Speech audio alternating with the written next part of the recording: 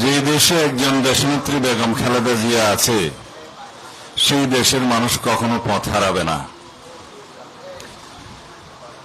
দেশনেত্রী বেগম খালেদা জিয়া একটি নাম, একটি ইতিহাস।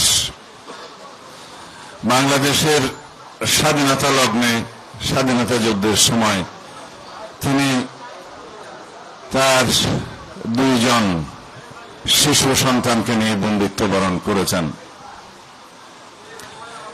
শহীদ জিয়াউর রহমানের শাহাদাত বরণের পর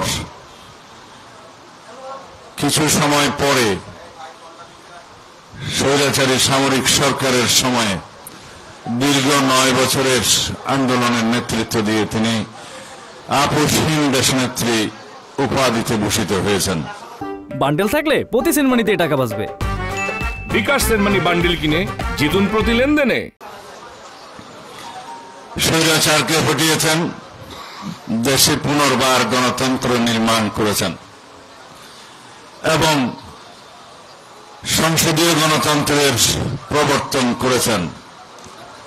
পরবর্তীতে 1996 সালে জনতার দাবির প্রেক্ষিতে নির্দলীয় তত্ত্বাবধায়ক সরকারের বিধান সংবিধানে প্রবর্তন করেছেন। এইভাবে তিনি জীবনের চড়াই উতরাই পেরিয়ে গণতন্ত্রের জন্য সংগ্রাম করতে করতে আজও আমাদের মাঝে বাংলাদেশের মানুষের জন্য আলোর দিশারি হয়ে তিনি বেঁচে আছেন। তার আজকে 81তম জন্ম দিবস। আমরা মহান রব্বুল আলামিনের কাছে প্রার্থনা করি বাংলাদেশের মানুষের সামনে আলোর দিশারি হিসাবে, পথ প্রদর্শক হিসাবে, গণতন্ত্রের স্বাধীনতা সার্বভৌমত্বের রক্ষা কবচ হিসাবে আল্লাহ রাব্বুল আলামিন তাকে আরো দীর্ঘায়ু করুন, শতায়ু করুন, বাংলাদেশের মানুষের আকাঙ্ক্ষা পূরণ করুন, আমিন। আজকে বক্তব্য বিশেষ কিছু দেওয়ার নেই। আমরা দেশনেত্রী বেগম খালেদা জিয়ার জন্ম দিবস উপলক্ষে সারা বাংলাদেশের মানুষের মতোই সবাই আমরা অত্যন্ত আনন্দিত, উচ্ছ্বসিত এবং রব্বুল আলামিনের দরবারে তার সুস্বাস্থ্য, দীর্ঘ জীবন এবং উত্তর মঙ্গল কামনা করে আমরা আজকে মিলাদ পরিচালনা করব, প্রার্থনা করব। কিন্তু বাংলাদেশের সমসাময়িক রাজনীতির প্রেক্ষাপটে আমরা সমস্ত বিষয়ে দিক নির্দেশনা পাচ্ছি দেশনেত্রী বেগম খালেদা জিয়ার কাছ থেকে। তিনি নির্দেশনা দিয়েছিলেন আলাপ আলোচনার মধ্য দিয়ে গণতন্ত্রের উত্তরণকে, আলাপ আলোচনার মধ্য দিয়ে ঐক্যমতের ভিত্তিতে গণতন্ত্রের উত্তরণের পথকে সহজতর করতে হবে। তার সেই নির্দেশনা মোতাবেক আমরা সরকারের সাথে আলোচনা করেছি অনেকবার। সমস্ত গণতান্ত্রিক শক্তিসমূহের সাথে আমরা আলোচনায় রত। আমরা জাতীয় ঐক্যমত প্রতিষ্ঠার মধ্য দিয়ে একটি সুষ্ঠু, সুন্দর, শান্তিপূর্ণ নির্বাচন অনুষ্ঠানের জন্য অপেক্ষমান। সারা জাতি অপেক্ষমান। আমরা সেই গণতন্ত্রের জন্য অপেক্ষমান যে গণতন্ত্রের জন্য আমাদের সন্তানরা শহীদ হয়েছেন, রক্ত দিয়েছেন, বঙ্গুত্ব বরণ করেছেন, অন্ধত্ব বরণ করেছেন। আমরা অবিরাম 16-17 বছরের গণতান্ত্রিক সংগ্রাম করেছি।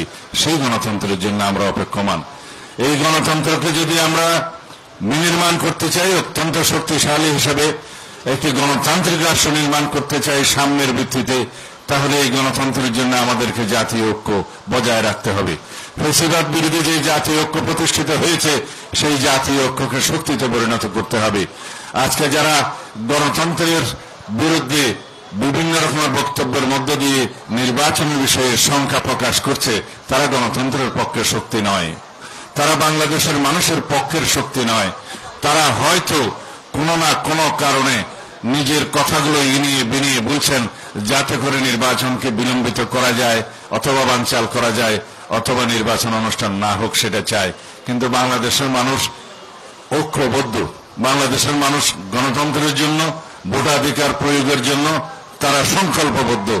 এর বিপক্ষে যারাই দিবে ইনিয়ে বিনিয়ে কোন ধরনের বক্তব্য, যারাই বিভিন্ন রকমের কুযুক্তি উত্থাপন করে গণতন্ত্রের এই যাত্রাপথকে কণ্ঠকাঠিন্য করতে চাইবে, তাদের বিরুদ্ধে বাংলাদেশের জনগণ রুখে দাঁড়াবে। এবং আমরা বিশ্বাস করি, আশা করি বাংলাদেশের জনগণ ভবিষ্যতে গণতান্ত্রিক উত্তরণের পথে যে কোন রকমের বাধাকে অতিক্রম করতে সংকল্পবদ্ধ। সুতরাং সবাইকে অনুরোধ করব, সব গণতান্ত্রিক শক্তি, সব গণতান্ত্রিক রাজনৈতিক দলকে অনুরোধ করব, আপনারা যেভাবে ঐক্যবদ্ধ হয়েছিলেন ফ্যাসিবাদ বিরোধী গণতান্ত্রিক সংগ্রামে, সেই একই রকম ঐক্য নিয়ে আসুন আগামী নির্বাচনের জন্য সুষ্ঠু শান্তিপূর্ণভাবে যেভাবে আমরা নির্বাচন অনুষ্ঠান করতে পারি সেইভাবে আমরা ঐক্যবদ্ধ থাকি, আলাপ আলোচনা করি এবং তা আমরা গণতান্ত্রিক উত্তরণকে সহজতর করি। ধন্যবাদ সবাইকে।